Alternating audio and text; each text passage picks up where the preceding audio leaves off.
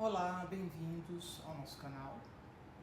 Hoje nós vamos discutir, melhor tratar, de uma doutrina cristã fundamental que tem gerado muitos debates teológicos ao longo dos séculos, a chamada doutrina da justificação pela fé. Vamos explorar o que essa doutrina significa, suas bases bíblicas e as tensões que essa doutrina cria quando colocada diante de ensinamentos de Jesus e de Tiago, seu irmão. Vamos lá.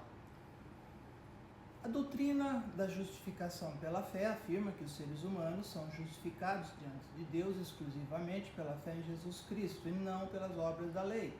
No texto hebraico do Antigo Testamento, o conceito de justificação exclusivamente pela fé é ausente ou inexistente, para ser mais clara. A ênfase está na observância da lei como um caminho para a justiça.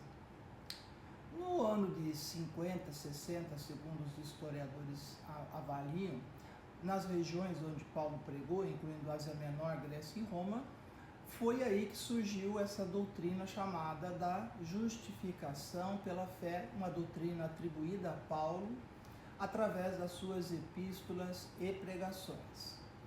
As passagens específicas citadas são Romanos 3, capítulo 28, versículo, Gálatas 2, capítulo, versículo 16.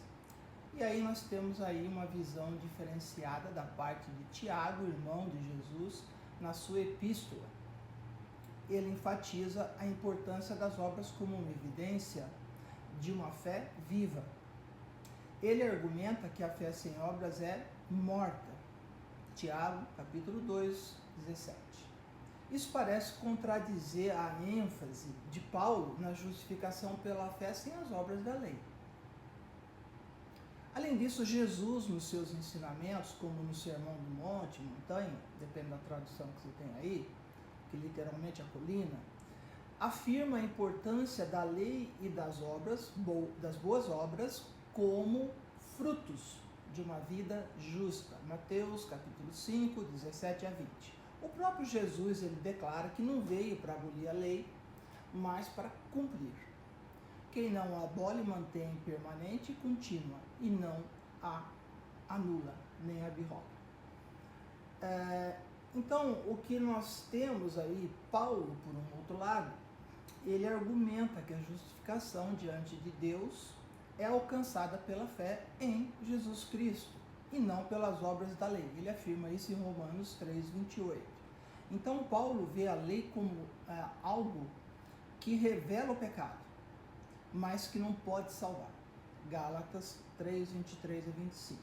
Tem outras referências, evidentemente, que existem, tanto de Tiago, quanto de Jesus, quanto de Paulo. E é esse o objetivo, vamos mostrá-las aqui.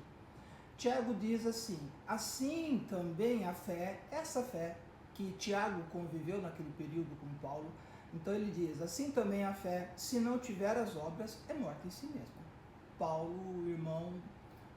Tiago, o irmão de Jesus.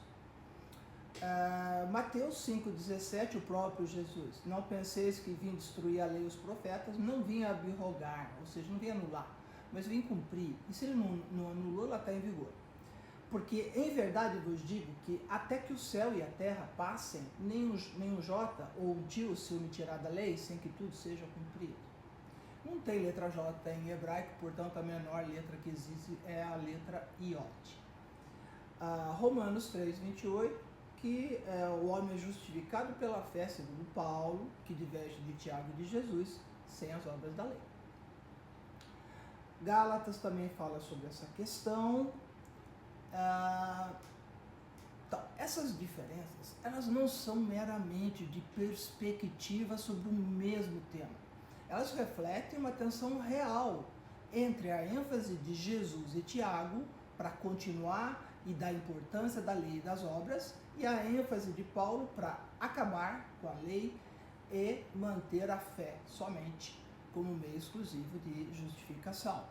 Essa discrepância nos temas centrais dos debates teológicos, que envolvem a relação entre a fé, a lei e as obras no cristianismo. Marca também uma linha divisória, entre cristianismo e judaísmo. Paulo desenvolveu a doutrina da justificação pela fé interpretando passagens da Septuaginta, do texto grego. Lembra que eu falei? Esse é o texto hebraico e esse é o texto grego. Paulo concluiu a justificação da fé pelo texto grego, não pelo texto hebraico, que é o texto onde foi ensinado diretamente pelo Messias o entendimento adequado da Tanakh, que envolve Torá, Nevim, Ketuvim, lei, escritos e profetas. Enfim, a justificação pela fé, né? Então, a justificação pela fé, ela é uma doutrina central no cristianismo e destaca essa fé em Jesus como único meio de alcançar a justificação, ou seja, ser justo diante de Deus, justa diante de Deus. No entanto, as diferenças evidentes, totalmente opostas nos ensinamentos de Jesus sobre a relação entre fé e obras, refletem tensões teológicas que são irreconciliáveis, exceto pela aceitação de Jesus como o único caminho, a verdade e a vida. Então essa diferença é como água e óleo, marcando uma linha divisória clara entre entendimentos e crenças de salvação individual. Espero que essa análise tenha ajudado a esclarecer essas complexidades. Então, apenas como evidências, para mais evidências históricas e teológicas, Jesus e o texto hebraico.